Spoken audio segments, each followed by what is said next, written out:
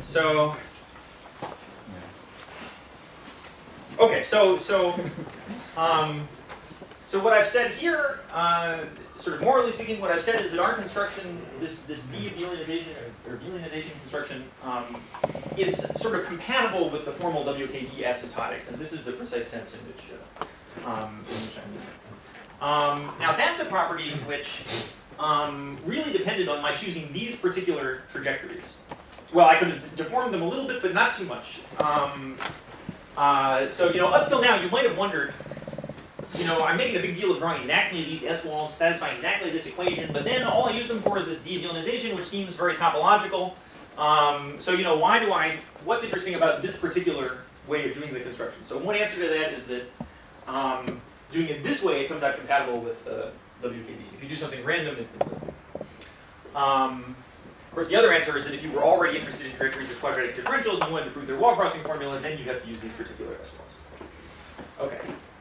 I realized that I forgot to say something that I promised to say, which was, what's the picture of these, how do you think of these networks as being sort of disks in some higher dimensional geometry? So, so let's say other geometric interpretations.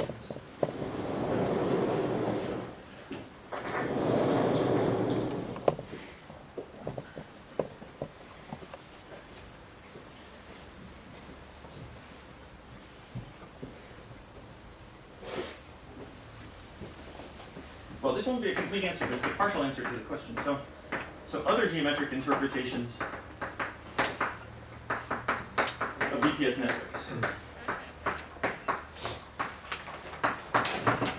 So there may be a lot of them. There are two that are kind of suggested from physics. So one was already mentioned by Maxime. Is you can think of them as special Lagrangian three spheres. Or maybe others. Oh, special Lagrangian three cycles. Yeah. Sorry, the rigid ones are three spheres. Special Lagrangian three cycles in a particular non-compact Calabi-Yau threefold, fibered over C. Maxime already said what it is, so I don't want to say more about that one. But the question came up about the sort of the other way of thinking of them. So there's another way of thinking of them, which is as special Lagrangian, open special Lagrangian two chains with boundary on sigma inside the cotangent bundle of C. So the picture here is we've got our curve C. It's sitting inside its cotangent bundle, and we've got this covering surface sigma. And now the cotangent bundle. Well, geometry of cotangent bundle to a random curve is a little bit tricky. I mean, it's not that it's hyperkähler, but at least it's known. I forgot who Kaledin. It's known that it has a Kaledin or Rubitsky. It's known that it has a hyperkähler metric in a neighborhood of the zero section. The circle invariant hyperkähler metric in a neighborhood of the zero section. And so let's formally imagine that we work in a very small neighborhood of the zero section. So we look at some kind of limit where sigma is kind of compressing down onto the zero section. In that limit, you can make the following kind of picture.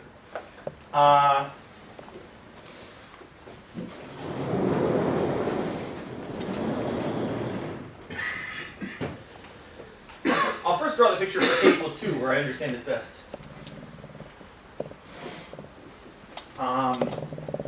So for k equals 2. So the picture is, we've got our curve here.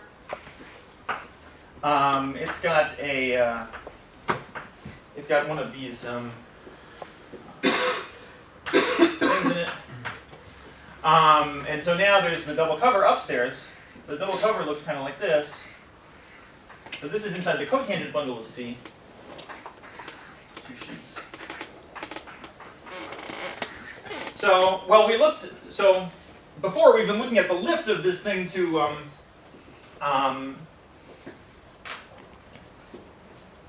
we've been looking at the lift of this thing to a closed cycle up here. right? Just two curves going going between the two ramification points. But there's sort of an obvious way now of filling this into a disk in the cotangent bundle. Namely, you know, for each pair of pre-images of a point, you just join them by a straight line. So this makes a disk.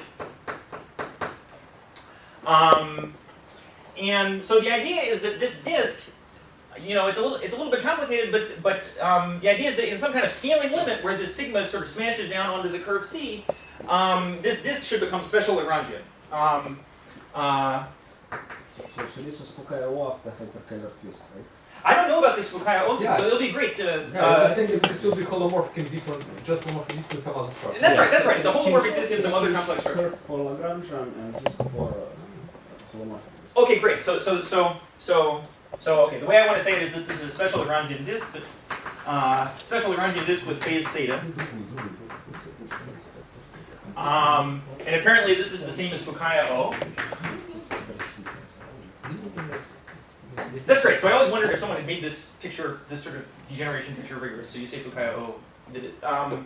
That's good. And then I guess they... In kind of more general situation, I think they consider arbitrary, here Even they with kind the- of insist on quadratic differentials, and in their picture it's arbitrary. Oh yeah, so also for the network. So yeah, that's right. So I would like to have a similar picture for the networks. That's right. So it should be, of course, something similar. So if I have a network here, the expectation would be that now I have three sheets.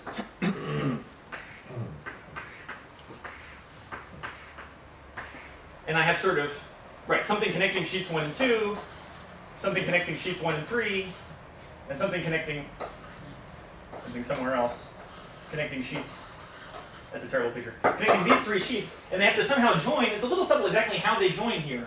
So I think they have to join over some little amoeba. It can't be quite just happening over this point. So okay, that's what Fukaya O explained to great. Well, what do you say? Isn't it just array? I mean, isn't it like... There's a ray here, but no. If you just take the union of these three disks, there will be a approximate. Asymptotics is like this, and then you have to find the exact solution. yeah. Right. That's right. That's right. It has asymptotics like that. Okay, so that's some alternative geometric picture of these objects. This one suggests an interesting generalization, by the way, which is that instead of taking a cotangent bundle, you could take some other hyperkähler manifold. You could take like a K3 surface, for example, and try to do the same thing. Okay, maybe I'll say more about that at the end. Okay.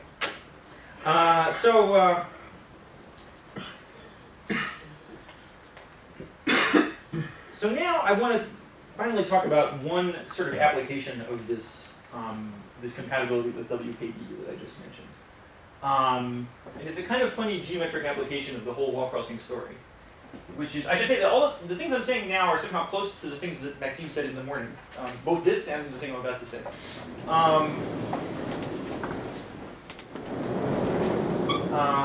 So he was talking about a construction of some symplectic manifold, and I want to describe this sort of twister family of that symplectic manifold. Okay, hyperkähler matrices.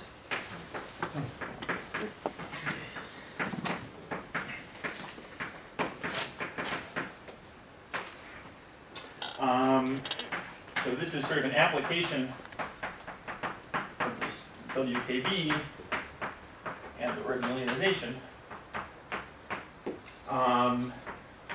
Is a new way of thinking about the Hessian system.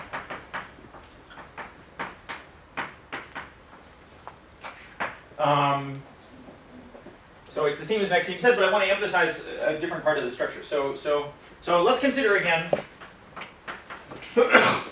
M to be the space of flat GLKC connections on C. Maybe with punctures on C, and then I'll have connections with some specified holonomy around those punctures. So here's a kind of cool thing. So given any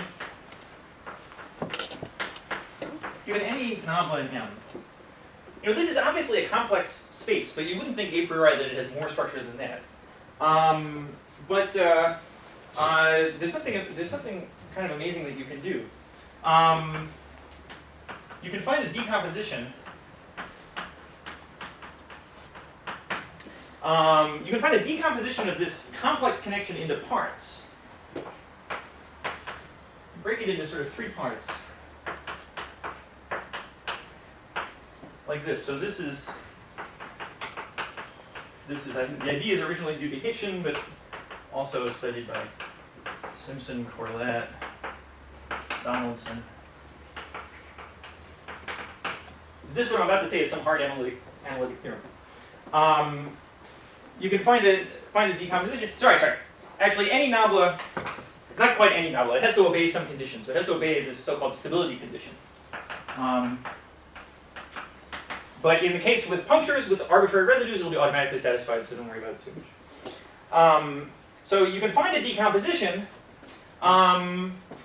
with respect to some metric. So with respect to some metric in our vector bundle, so where D is unitary in some metric, and phi bar is the adjoint of phi. And which has the kind of cool property.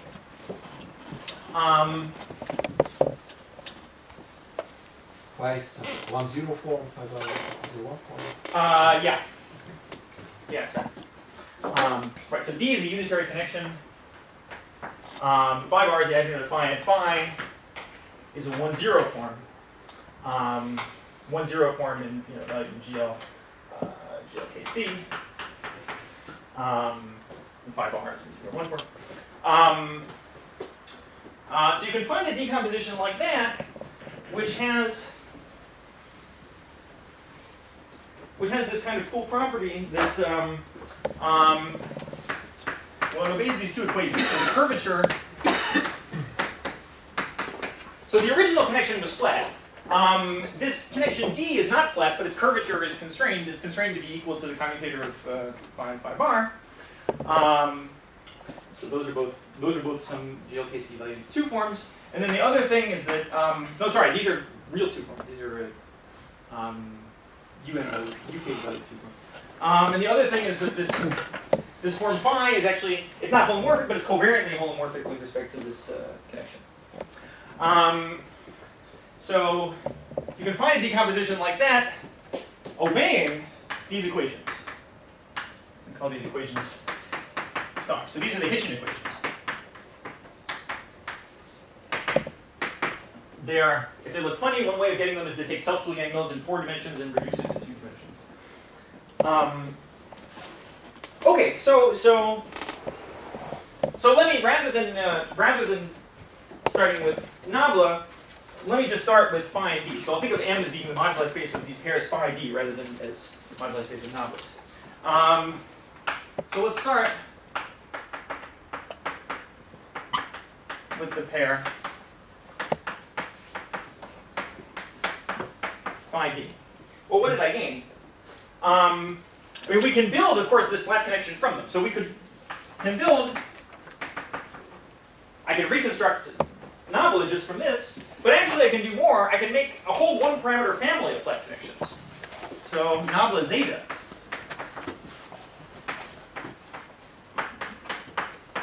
So just a family of connections depending on some parameter, which I call zeta. So if you just check, these equations exactly say that this thing is a flat connection for any value of zeta.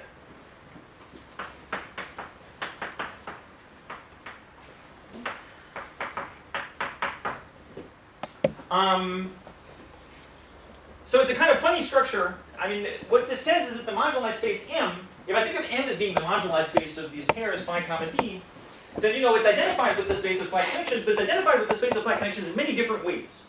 There's a C-star worth of identifications.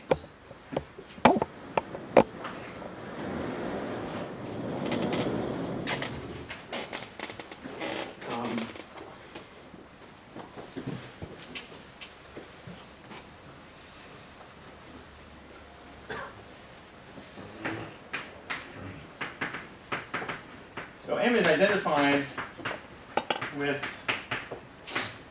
let's now use M flat Yeah, M flat is the moduli space of flat connections. C, flat GLK. But in a C-star worth of ways.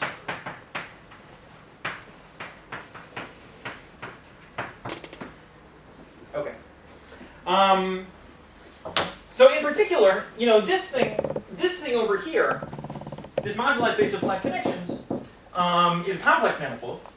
And M is now being identified with that complex manifold, but in many different ways. And those different ways induce different complex structures on M. So just think of M as a single fixed manifold. It has many different complex structures. So M has complex structures, many different complex structures, J zeta, for zeta and C star. And in fact, because it's holomorphic in zeta. well, it's true that this thing depends holomorphically on zeta, but nevertheless, nevertheless, the complex structures are different.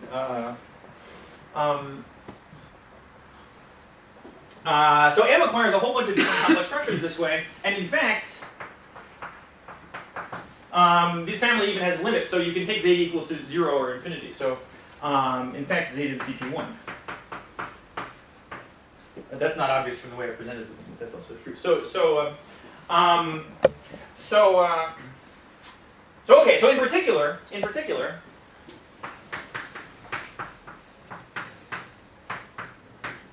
if we say, suppose we say, pick out 3 of them especially. So J zeta equals 0, call that J1. J2 is J zeta equals 1. Oh, sorry. I want zeta equals 1, zeta equals I, and J3 is J zeta equals 0. Then something you can check is that these 3 complex structures. So there's 3 complex structure operators. Think of them as almost complex structures that act on the tangent bundle. So they obey the quaternion relations.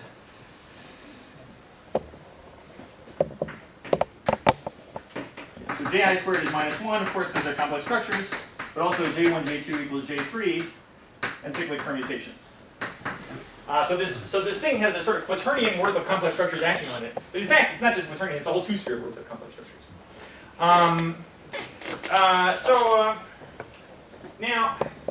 Now the space of flat connections, has more structure than just a complex structure. It also has a very natural symplectic structure. So M flat also has a holomorphic symplectic structure.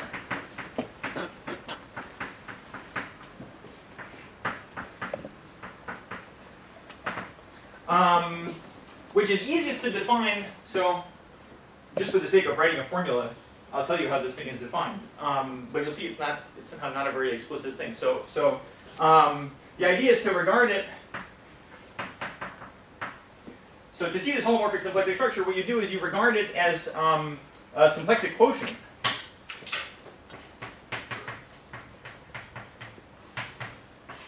Symplectic quotient of the space of all connections, not just flat ones.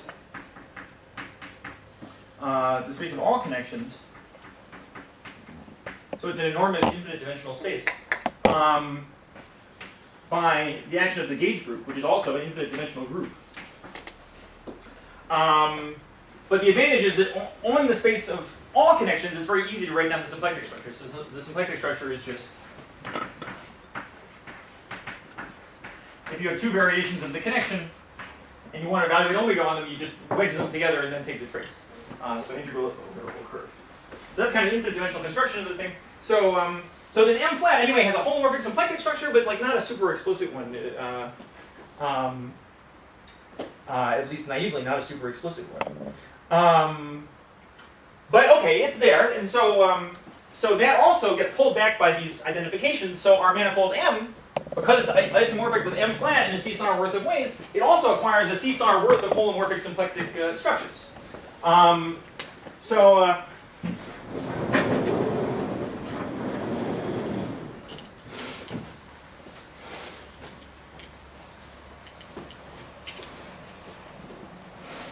So M has a C star worth of holomorphic symplectic structures, and you can easily write out the sort of form of okay, so M with its complex structure J zeta has a holomorphic symplectic form. Let me write omega zeta, and you can expand it as a function of zeta. Again, it's easiest to do it using the sort of infinite dimensional point of view on the thing. But what you can see is that this also comes in a pretty simple form.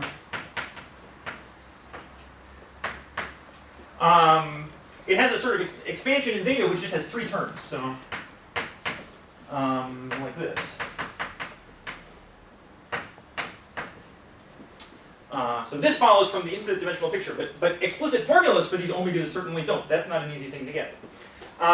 So omega 1, omega 2, and omega 3 are Kähler forms. Are Kähler forms for the complex structures J1, J2, and J3. So we have sort of a priori 3 Kähler metrics here: J1, omega 1, J2, omega 2, and J3, omega 3. And the last miracle is that they're actually all the same Kähler metric. There's just a single metric. They all determine a single metric. And again, I guess the way to prove these things is to go through something called the hyperkähler quotient construction. But anyway, these are the facts. A single metric G. So there's a single metric which is Kähler for a whole 2-sphere complex structures, in particular for these 3. So in that situation, we call the metric hyperkähler. And a lot of sort of blessings flow from this. So in particular, if you have a hyperkähler metric, it's automatically Ricci flat. It's just because it's actually Calabi-Yau. It's Calabi-Yau because it has a holomorphic symplectic form, which you take the top power of it becomes holomorphic volume. So if you have some machine for constructing hyperkähler metrics, in particular a machine for solving Einstein's equation, and there may be some rather non-trivial solutions of Einstein equation that you get this way. Moduli spaces of Higgs bundles. So, right. When we equip M with this hyperkähler structure, it's called the Hitchin system, or it's called the moduli space of Higgs bundles. So okay. So suppose that we actually want to construct this metric in some concrete terms. So what do we have to do?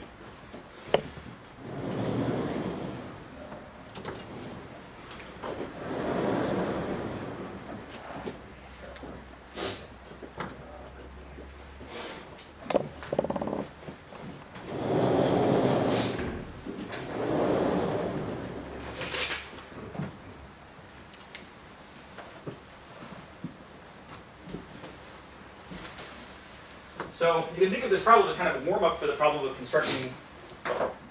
Suppose you want to construct the metric. So to construct G explicitly, or as explicitly as possible, let's say. Well, from this formula, it follows that all we need to know is this holomorphic symplectic form. Because from the holomorphic symplectic form, we can extract all of these Kähler forms. And in fact, once you know that this is holomorphic symplectic, you can also extract complex structures from it. So this is really all that you need. So we just need to determine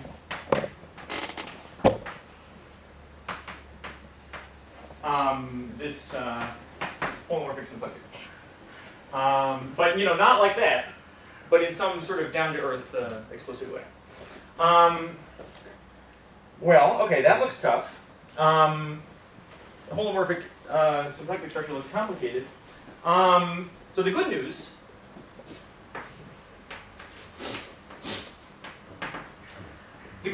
is that on spaces of GL1 connections, on spaces of abelian connections, this symplectic structure becomes much, much simpler. In that case, you can do the symplectic quotient very explicitly, and you can easily write down a formula for this. You can easily write down a formula for the holomorphic symplectic structure. Well, let me just write it. So, so on a space of GL1 connections,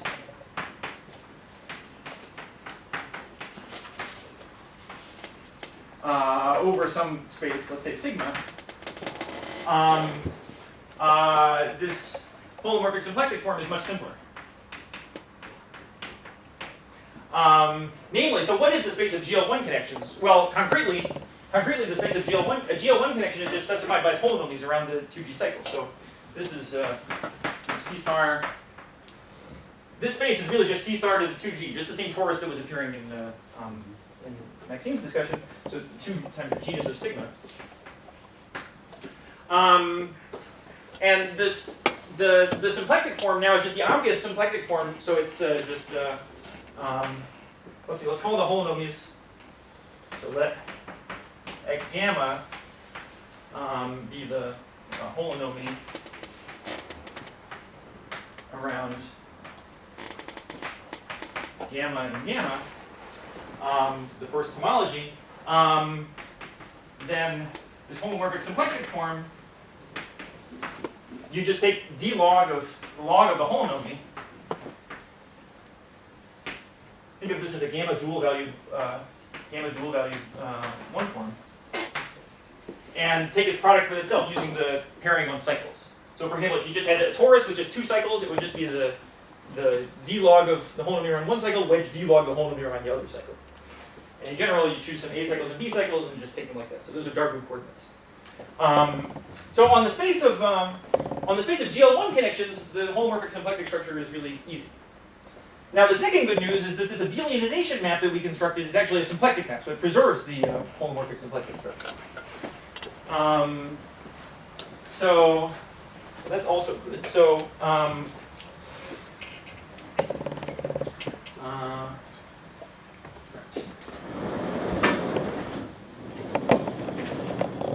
so if you want to construct the holomorphic symplectic structure somehow explicitly, all you have to do, in quotes, is use this abelionization.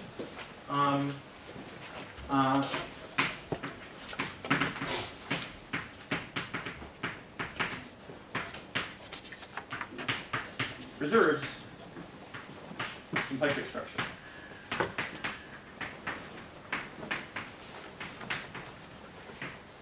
Well, why does that help?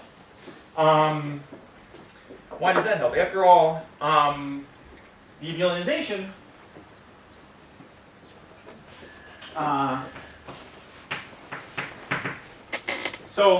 but what does this mean concretely? It means that if I look at, think of these x's, think of these functions x as being functions on the original space. So using this abelionization map, you have some connection, you abelionize it, and then you look at its holonomies. So that gives me a bunch of functions on the, so in other words,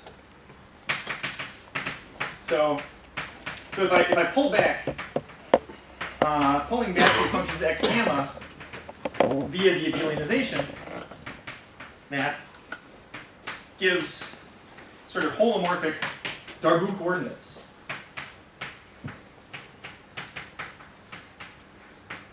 For omega zeta. X gamma.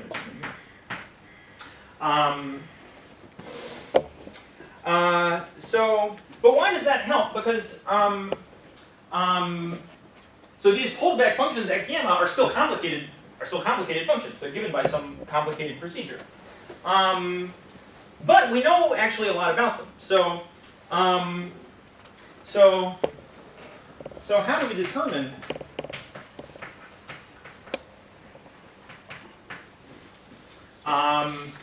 so how to determine these pulled back functions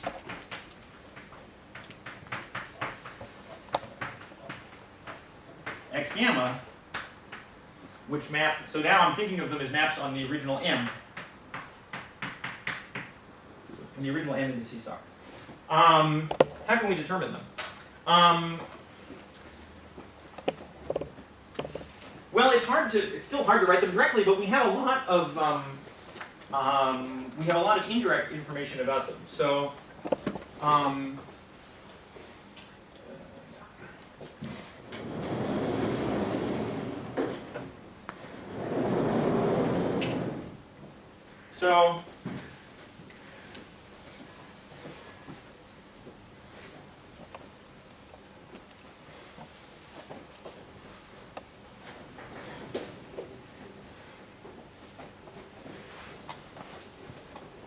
So their functions. So sorry, I should put in zeta here. So their functions from m times c star. They certainly depend on zeta.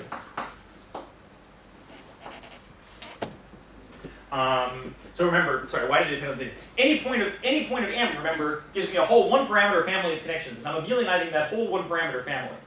So so I get a map not just from m to c star, but from m times c star to c star. And moreover, the abelianization map I use itself depends on zeta, because it uses the S-wall network, and so it jumps in certain places. So it depends on zeta for kind of two different reasons. One is because the connection itself depends on zeta, and the other is because the S-wall network depends on the phase of zeta. So what do these functions look like? Well, the good news is, so what's the family of connections we're abelianizing is right up there. And it's exactly of the form of the thing that we were able to apply WKB to, right? So if you look at zeta goes to 0, we've got exactly this kind of structure, just phi over zeta plus something. And so WKB now tells us, same thing that Maxime wrote,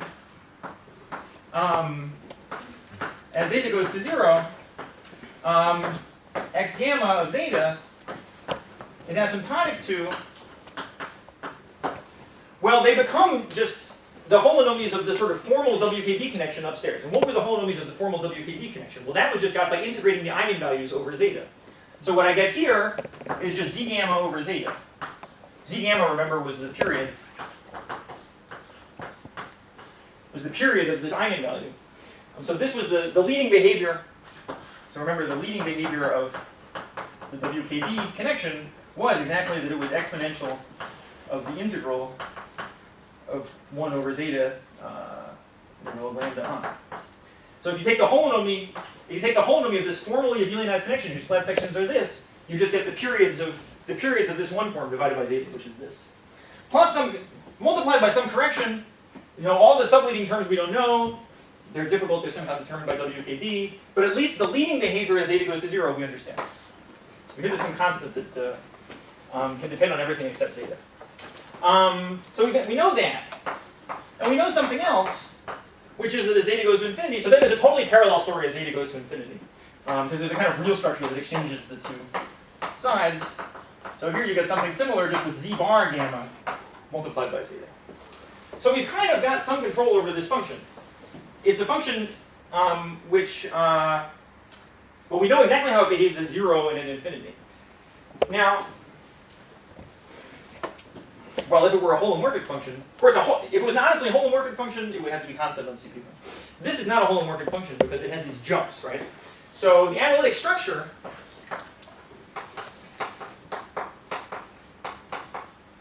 of x gamma. So the analytic structure of x gamma, remember, so this is now in the zeta plane. Well, to construct x gamma, I use the abelianization. It depends on the phase of zeta. It jumps when the S-wall network jumps. And so this thing is not analytic, but it's piecewise analytic. It jumps along some rays. So these rays correspond to gammas, which omega of gamma is not equal to 0. And they occur at the location z gamma over zeta is real and negative. So this is kind of the analytic structure of this function. It has discontinuities, but you know exactly what the discontinuities are. They're given by these morphisms k gamma that we've been talking about all along. So here the discontinuity, of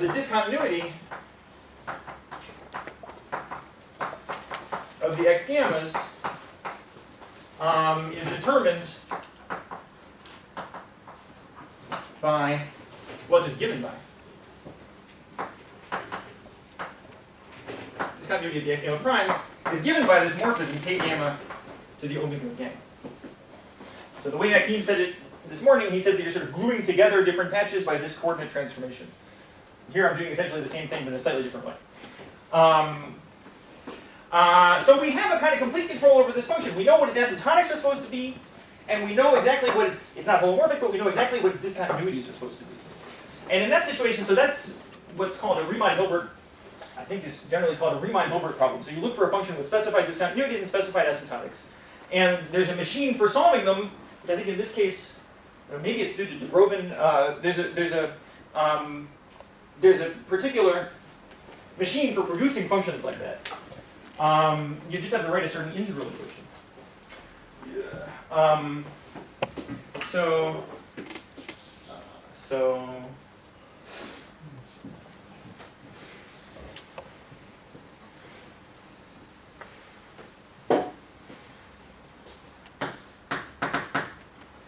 So we know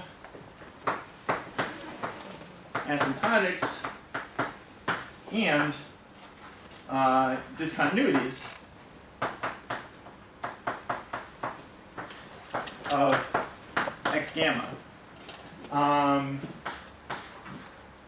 This actually determines x gamma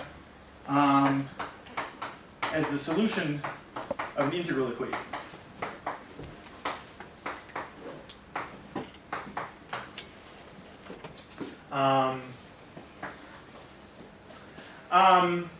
Maybe I won't actually write this integral equation,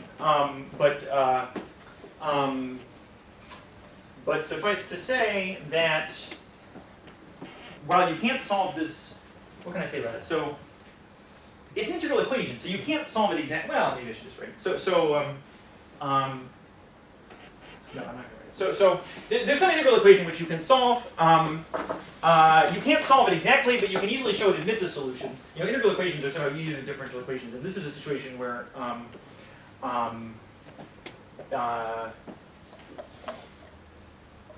yeah, you can make it by adjusting some parameters. You can make it be a contraction operator, and so you can show that it has a fixed point. And that fixed point, you know, it's you can even write actually a series which looks like a formal solution, and probably if these omegas of gammas are not too big, if they don't grow too fast, it looks like it actually is a solution. So